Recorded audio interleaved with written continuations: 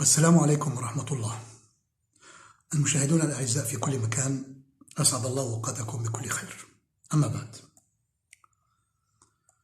ألتقيكم اليوم في حلقة جديدة من سلسلة فيديوهات ثورة النبوة، هي الحلقة الثالثة،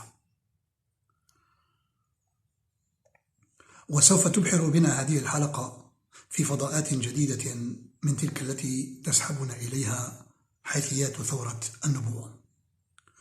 التي كان مقدرا لها أن تغير وجه العالم من خلال مساعدة الإنسانية على سرعة وكفاءة التموضع الآمن على سكة الحضارة والمدنية والعلم المستندة إلى منظومات القيم الأخلاقية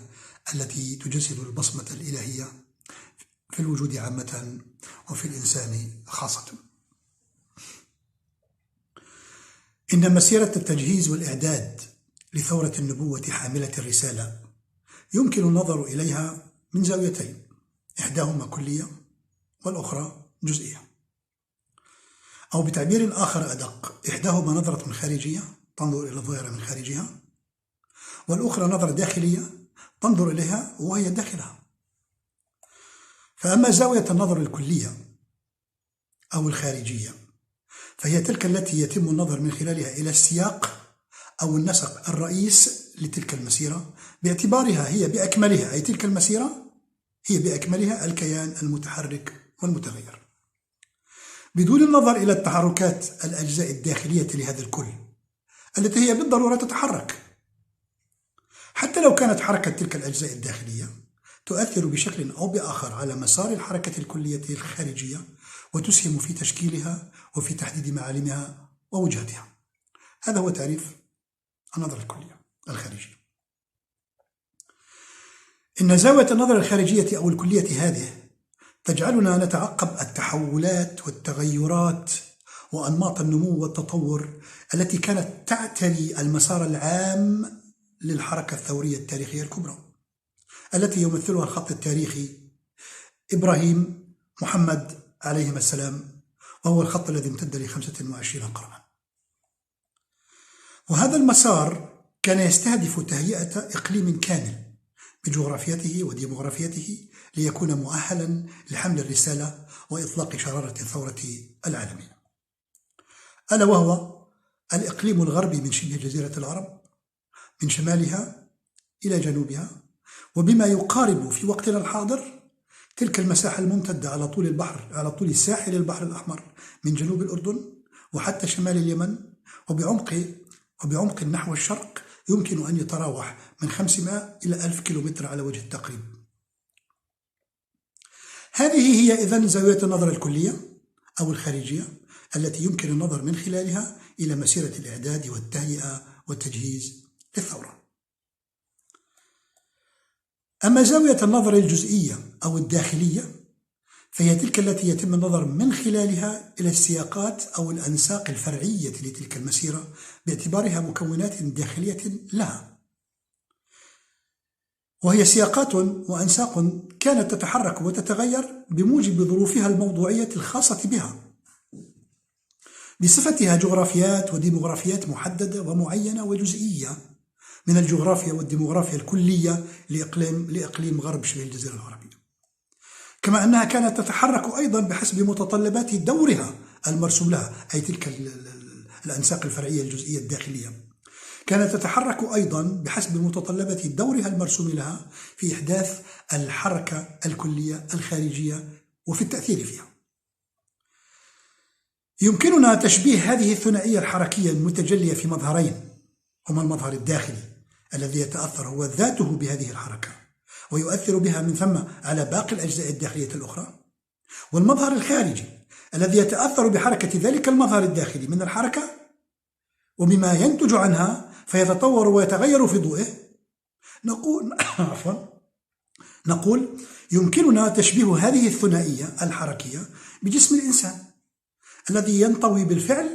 على مظهرين من مظاهر الحركة، هما أيضا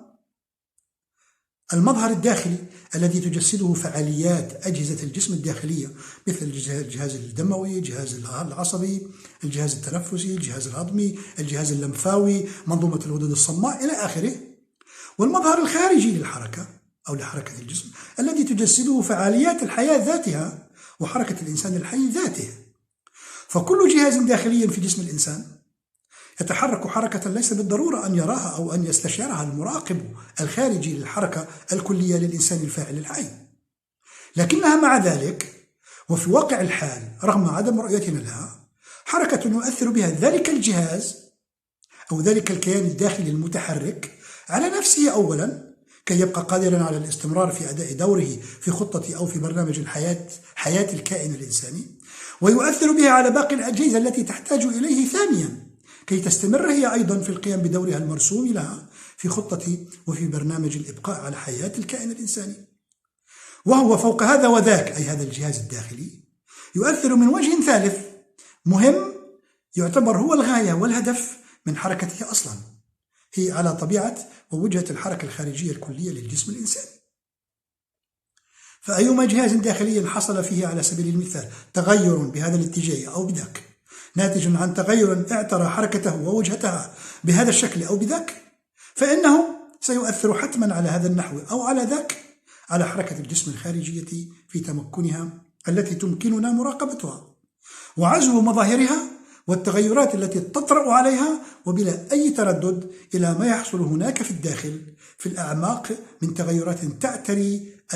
الأجهزة وحركة الأجهزة ذاتها. إن هذه الحركية التفاعلية تأثرا وتأثيرا بين ما يحدث في داخل جسم الإنسان وما نراه يحدث نتيجة لها في خارجه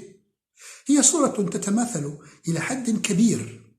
مع ما ذكرنا أنه كان يحدث من تفاعل وتأثر وتأثير بين السياق والنسق العام الكلي الخارجي لمسار حركة الإعداد والتجهيز والتهيئة والتأهيل التاريخية لثورة النبوة ولرسالتها من جهة، وبين الأنساق والسياقات الخاصة الجزئية الداخلية للمسارات الفرعية لهذه الحركة من جهة أخرى. وإذن وفي ضوء ما سبق فإن تفسير الحركة الكلية الخارجية للمسار الثوري الرسالي لفهم أنماط التغيرات والتحولات التي كانت تعتري هذا المسار الخارجي فضلا عن مآلاته، أي التي كانت تعتري مآلاته في المحصلة، إن هذا التفسير وذلك الفهم يعتمدان اعتمادا كبيرا إن لم يكن كليا على تتبع وفهم حركة المكونات الداخلية لهذا المسار ابتداء وبالدرجة الأولى. من هنا فإننا سنعكف على تحليل وتفكيك ما كان يحدث في الداخل، نقصد داخل الحركة التاريخية الكبرى لمسار الإعداد والتهيئة والتجهيز، أي أننا سنعكف على التعرف على الأنساق والسياقات الجزئية الداخلية لمسار الإعداد والتهيئة والتجهيز ذاك. أو لنقل إننا سنعكف على التعرف على مظاهر الحركة الفرعية الداخلية التي كانت تغذي الحركة الخارجية الكلية بعناصر اندفاعها نحو المصب النهائي الذي هو إشعال الثورة، لحظة إشعال الثورة وانطلاقها لتحمل رسالتها إلى كل العالم. سنجد أنفسنا ونحن نعمل على تحليل وتفكيك سيرورة الحركة الداخلية لمسار الإعداد والتهيئة والتجهيز بإزاء 3 أنساق فرعية للحركة هي، أي هذه الحركة الكلية الخارجية كانت تحدث داخلها 3 أنساق، 3 حركات فرعية، 3 خطوط نسقية للحركة الداخلية تتأثر ببعضها البعض وتؤثر في مسار الحركة الخارجية ككل وفي مآلها أي في مصبها النهائي. وهذه الأنساق ال3 هي: أولا النسق الأول، وهو الذي يجسد أمامنا ذلك الانسياب الطبيعي في خط نبوات الإنذار التي كانت تستهدف كل العالم من منطلق القانون الإلهي الصارم الذي تعبر عنه الآية الكريمة 24 من سورة فاطر: وما من أمة إلا خلا فيها نذير. ومن ثم فقد كان من الطبيعي أن تكون هذه النبوات أي نبوات الإنذار حاضرة باستمرار في كل مكان يستدعيها ويتطلبها، لأنها هي النمط العالمي للإعداد والتجهيز. ولأن غرب الجزيرة العربية، غرب شبه الجزيرة العربية، شأنه في ذلك شأن كل مكان على وجه الأرض يحتاج إلى هذا النوع من النبوات، بل ربما يحتاجه أكثر من غيره من باب أولى، لأنه كان يعد من الجانب الآخر أو عبر الجانب الآخر من النبوة وهو نبوة الرسالة، كان يعد إلى الثورة وإلى حمل الرسالة إلى العالم، ما يستدعي تهيئته بوجه عام ليكون ضمن المساحات الأكثر تقبلا لقيم هذه الثورة، وهو ما كانت تقوم به عادة نبوة الإنذار. نقول: ولأن غرب شبه الجزيرة العربية كان كذلك، فقد كان من الطبيعي أن نفترض افتراضا يقينيا بأن ظاهرة نبوة الإنذار كانت نسقا من الأنساق الفرعية المتجذرة فيه، أي في هذا الإقليم، حتى لو أن القرآن الكريم بوصفه المصدر المرجعي للتاريخ لمسار الثورة منذ بدايتها. نقول حتى ولو أن القرآن الكريم بوصفه المصدر المرجعي للتاريخ لمسار الثورة منذ بدايتها، لم يتطرق كثيرا إلى الأنبياء الإنذار عموما إلا بصيغ عامة، من مثل قوله: وما من أمة إلا خلا فيها نذير. وقلما كان يشير إلى نبي أو إلى آخر من هذه الطائفة من الأنبياء إلا إذا اقتضت الإشارة إلى أحدهم وإلى تجربته مسألة قيمية محددة كان إيرادها مطلوبا. نستطيع الإشارة في هذا السياق مثلا على أن ورود أخبار عابرة عن أنبياء مثل أيوب ويونس وإدريس وإلياس واليسع وأمثالهم عليهم السلام هو نوع من أنواع الاستدعاء لتجارب قيمية خاصة بهم، أريد تزويد القيادة الطليعية الثائرة بها نظرا لأهميتها، مع أنهم كانوا مجرد أنبياء إنذار في أقوامهم أو قبائلهم أو شعوبهم. فيما يمكننا التأكيد على أن أنبياء إنذار آخرين كثر مرت بهم، الحمد لله أرجو المعذرة، فيما يمكننا التأكيد على أن أنبياء إنذار آخرين كثر مرت بهم مسيرة الإعداد والتهيئة والتجهيز، ولم يتم ذكرهم في القرآن الكريم نظرا لعدم الحاجة إلى ذلك، بسبب عدم انطواء تجاربهم الخاصة على ما يمكنه إثراء أو خدمة الطليعة القائدة الثائرة في مطلع القرن السابع الميلادي. مع إعادة تأكيدنا هنا على أن نبوات الإنذار كانت تقوم بعملية الإعداد بمنطق ما يمكننا أن نطلق عليه إعداد التقبل، أي أنها لم تكن تعد من تظهر فيهم ليكونوا حملة رسالة إلى العالم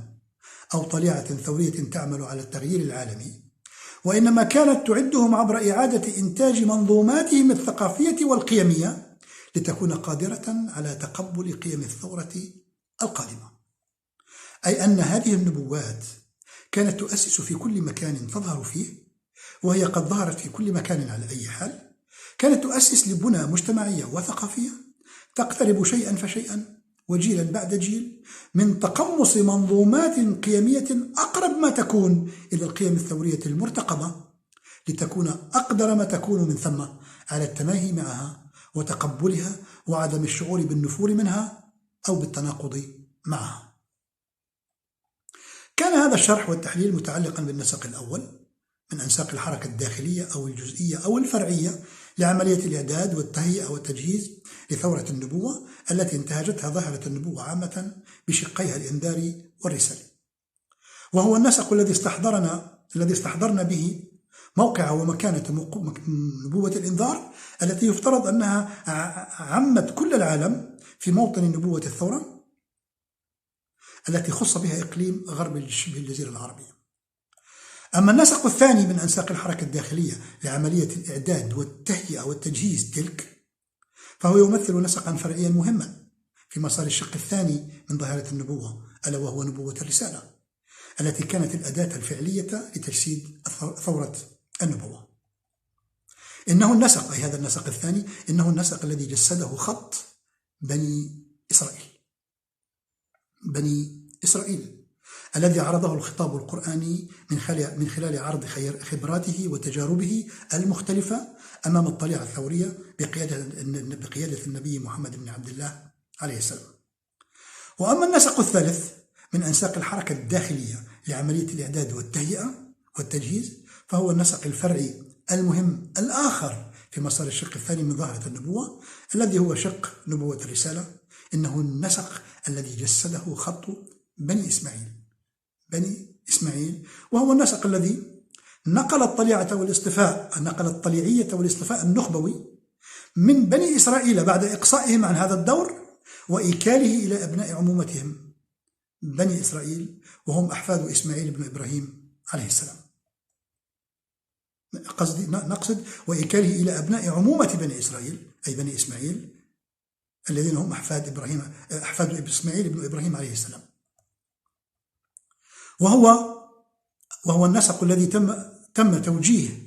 تتويجه، أي هذا النسق، نسق بني إسماعيل، هو النسق الذي تم تتويجه بإنهاء مسيرة الإعداد والتهيئة والتجهيز، وبإطلاق شرارة الثورة، وبحمل الرسالة في المحطة الكبرى الأخيرة من حلقات تلك المسيرة، ألا وهي محطة النبي الرسول محمد بن عبد الله عليه السلام. وسوف نبدأ في هذا الفيديو بتحليل وتفكيك مكونات النسق الفرعي أو الجزئي أو الداخلي الثاني الذي جسده بنو إسرائيل، لأننا لا نملك شيئا ذا بال نذكره أو نضيفه أكثر مما ذكرناه حول النسق الأول، ألا وهو نسق نبوة الإنذار التي اتسمت بسمتين أساسيتين كما ذكرناهما: عموم كل التجمعات البشرية في كل مكان على وجه الأرض، وإعداد تلك التجمعات مجموعات وأفراد لتقبل مخرجات الثورة والرسالة القادمة بهدف تقليص التناقضات المتوقعة معها قدر الإمكان. وإذن فإلى النسق الفرعي المهم الأول، ألا وهو خط بني إسرائيل.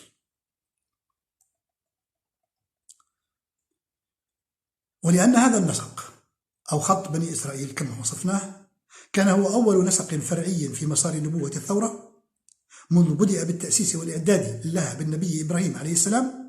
فقد كان من الطبيعي أن يرافق الخطاب القرآني هذا الخط الفرعي منذ بدايته التي ترافقت مع بداية خط نبوة الرسالة. وبناء عليه فإن القرآن الكريم وضع بين يدي الطليعة التي أشعلت فتيل الثورة في مطلع القرن السابع الميلادي كل ما كان بموجب الخطة الإلهية ضروريا من أحداث ومحطات في هذا الخط على مدى 19 قرنا امتدت من البدايات الأولى في القرن التاسع عشر قبل الميلاد بالآباء المؤسسين إسحاق ويعقوب ويوسف عليهم السلام، وبالإضافة إلى باقي الأسباط ال11، وحتى النهاية الحاسمة والصارمة لسيرورة هذا الخط في مسيرة ظاهرة النبوة برفقة محطة عيسى بن مريم عليه السلام التي يمكن اعتبارها اللحظة صفر في سلم التاريخ الميلادي. إذن هو عرض القرآن الكريم عرض هذا الخط، خط بني إسرائيل، أمام الطليعة الجديدة التي توجت بالرسول محمد عليه السلام وأتباعه الذين أشعلوا الثورة، وضع بين أيديهم هذا الخط بدءا من محطته الأولى إلى محطته الأخيرة والتي امتدت 19 قرنا. ولكن طريقة أو لنقل منهج القرآن الكريم في عملية التأريخ هذه، وهو المنهج الذي قام على الاجتزاء والانتقاء لمحطات وللحظات معينة ومحددة من هذا التاريخ الطويل، إن منهج القرآن هذا يؤشر على قضايا بالغة الأهمية تستوقفنا وتستدعينا للعكوف على تحليلها وتفكيكها لفهم ما يراد لنا أن نفهمه منها. إن القرآن الكريم عرض علينا هذا النسق الفرعي الجزئي الداخلي من مسيرة ثورة النبوة، والذي هو النسق المتعلق بالخط بني إسرائيل، من خلال سرده التاريخي الدقيق لتغير مكانته وموقعه في خطة الإعداد والتهيئة والتجهيز الإلهية للإقليم، وذلك على النحو التالي: الإشارة إلى مبدأ الاصطفاء الرسالي، أو بتعبير أكثر ملائمة للبيئة الثقافية للقديمة في شبه الجزيرة العربية، اصطفاء القبيلة الرسالية أو اصطفاء العائلة الرسالية. ومبدأ الاصطفاء هذا هو الذي يفترض أن يحمل على عاتقه مهمة فرز وتكوين وتنشئة الطليعة أو النخبة التي ستتولى قيادة الثورة وحمل رسالتها، ومن ثم نشرها داخل وخارج نطاق جغرافيا شبه الجزيرة العربية. ولقد تجلى هذا الاصطفاء باختيار النبي يعقوب وأسباطه ليكونوا هم النواة الصلبة لهذه القبيلة أو العائلة أو الطليعة التي ستتولى القيادة، أو التي تم اختيارها لتتولى القيادة، أو ليتم إعدادها لتولي القيادة، والتي بدأ بإعدادها وتجهيزها لهذه الغاية منذ تلك اللحظة. ولقد استمر إعداد هذه القبيلة التي تم اصطفاؤها بأولئك الآباء المؤسسين الذين أشرنا إليهم، واستمرت تهيئتها وتنشئتها 6 قرون كاملة، انتهت بالمحطة التالية التي ذكرها القرآن الكريم، ألا وهي المحطة الموسوية نسبة إلى موسى عليه السلام. هذا ولم يذكر لنا القرآن الكريم في ظاهرة مثيرة محيرة ملفتة أي شيء عن هذه القرون الستة على الإطلاق. واكتفى أي القرآن الكريم بأن أسهب في الحديث عن بدايتها بالتركيز على سير كل من إبراهيم وإسحاق ويعقوب الذي هو إسرائيل وأبنائه الذين هم الأسباط، وعلى رأسهم يوسف بالتحديد، معطيا الإشارات الإرهاصية الأولى عما يمكن لهذه القبيلة أن تكون عليه في الزمن التكليفي الحرج. ونحن إذ تستوقفنا واقعة التركيز على قصة يوسف عليه السلام مع إخوته الأسباط وقصة هؤلاء الأسباط مع أبيهم يعقوب الذي هو إسرائيل، وهي القصة التي خصص الله لها سورة كاملة وطويلة من القرآن الكريم، تمتاز بأنها تنطوي على كل عناصر السرد القصصي المحكم الذي مرر رسائله بكل إتقان، مظهرا كل عناصر السوء والشر والمناكفة التي وصلت إلى حد ارتكاب أبشع الخطايا في حق الأخ من قبل الأجداد الأول لكل بني إسرائيل اللاحقين وهم الأسباط 11. نقول: ونحن إذ تستوقفنا هذه الواقعة فإننا لا نملك إلا أن نعلن بلا أي تحفظ أن الله سبحانه وتعالى راح يختار لنا من محطات هذا النسق الإسرائيلي من بدايته إلى نهايته كل ما يبرر لا مسألة الاصطفاء بل المسألة الضد، وهي المسألة التي سنطلق عليها وصف مسألة الإقصاء. وهنا نجد أنفسنا وقد تقدمنا خطوة في تحليل وتفكيك هذا النسق الفرعي المتمثل في الخط بني إسرائيل. فالقرآن الكريم يغوص في أعماق البدايات بالتركيز مطولا على يعقوب وأبنائه 12 وعلى رأسهم يوسف عليه السلام على ذلك النحو الذي يجعلنا منذ البداية نشعر بالنفور من هؤلاء القوم الذين أظهر الله لنا أباهم الذي أظهر لنا القرآن الكريم أباهم، وهو يعاني منهم ومما فعلوه به وبابنه المفضل يوسف. فنتهيأ من خلال ذلك السرد، من خلال تلك الطريقة في السرد، من خلال ذلك التركيز، من خلال ذلك التفصيل، نتهيأ بشكل لا إرادي كي نشعر بالنفور المسبق لا منهم فقط بل من أحفادهم أيضا. ثم بعد هذا الإسهاب القرآني في البدايات نراه يلتزم الصمت الكامل عما كان يجري لهذه القبيلة خلال القرون الستة التي فصلت بين إسرائيل الأب الأول الذي مثل بداية العائلة، وموسى الحفيد الذي مثل لحظة البدء بإنقاذ القبيلة والفرار بها من موطن الاضطهاد، ثم بالتحرك العملي نحو تحويلها إلى مجتمع له كينونته الخاصة وأنظمته وتشريعاته إلى آخره. وهو الأمر الذي سيهيأ لنا معه ونحن نستعرض هذا الخطاب القرآني أو نطلع عليه أو نخاطب به، سيهيأ لنا معه للوهلة الأولى أنه إبراز لدور القبيلة الرسالية، مع أنه سيتبين لنا أنه على العكس من ذلك تماما عندما نثبت خلال هذا التحليل أن عملية الإقصاء الرسالي لبني إسرائيل كانت قد حصلت قبل ظهور موسى عليه السلام بمئات السنين، وليس بموسى عليه السلام، وليس بعد أن فشلوا وأفشلوا تجربة موسى عليه السلام. وبالتالي سوف نستنتج، وهو ما سيتبين معنا لاحقا في فيديوهات قادمة، السبب الذي جعل الله سبحانه وتعالى يبرز هذه المحطة رغم أنها كلها شر في شر وفساد في فساد وعوجاج في عوجاج، وأن ما كان يجري لهم في المحطة أو في اللحظة الموسوية لا علاقة له برسالة أو بثورة كانوا قد أقصوا عن تبوء أي موقع طلعي فيها منذ قرون مضت، وأنه أي هذا النبي أو أن هذا الذي كان يجري في تلك المحطة هو شيء آخر سنحدد ملامحه في تحليلنا التفكيكي هذا لتاريخ بني إسرائيل بموجب الخطاب القرآني. نقول: التزم القرآن الكريم الصمت الكامل عن القرون الستة تلك ليقفز قفزة من النوع الطويل زمانيا بالانتقال مباشرة إلى الحديث عن لحظة فارقة في حياة هذه القبيلة وهي لحظة الموسوية. وتستوقفنا هنا هذه الواقعة الملفتة، ألا وهي واقعة السكوت المطبق عن ذكر أي شيء يتعلق بهذه العائلة التي لم يكن عدد أفرادها يزيدون عن 20، والتي أصبحت قبيلة تعد بالآلاف. نعم، السكوت المطبق عن أحوالها على مدى 600 عام كاملة. لماذا يسكت القرآن الكريم عن هذه القرون الستة؟ فإذا كانت البدايات غير مبشرة بذلك القدر من الشر الذي مارسه الأجداد، وهي البدايات التي حرص القرآن الكريم على إبرازها والتركيز عليها وشرحها وتحليل أهم تفاصيلها أمام الطليعة الجديدة. إذا كان الأمر كذلك، إذا كانت البدايات كذلك، فهل هذا يعني أن الموقف الرباني من مبدأ الاصطفاء كان قد أعيد النظر فيه منذ ذلك الوقت المبكر؟ وإذا كان ذلك قد حصل، وكان الخطاب القرآني الموجه إلى الطليعة القائدة هو إخبار بأثر رجعي عن قرار اتخذ من قبل الله سبحانه وتعالى منذ تجربة النبي يوسف عليه السلام ووالده يعقوب عليه السلام مع تلك الفئة الشريرة من الأجداد. فلماذا تظهر لنا مئات الآيات القرآنية وبشكل مكثف ومركز ومفصل مفاعيل وتفاصيل التجربة الموسوية التي تنطوي على ما قد يوحي باستمرار مبدأ الاصطفاء والاختيار، بما يعني أنه هذا المبدأ لم يكن قد ألغي بعد، أي هذه الآيات تنطوي على ما قد يوحي بأن الإقصاء لم يكن قد تم بعد. وإلا فمن حقنا أن نتساءل: لماذا يتم تحميل هذه القبيلة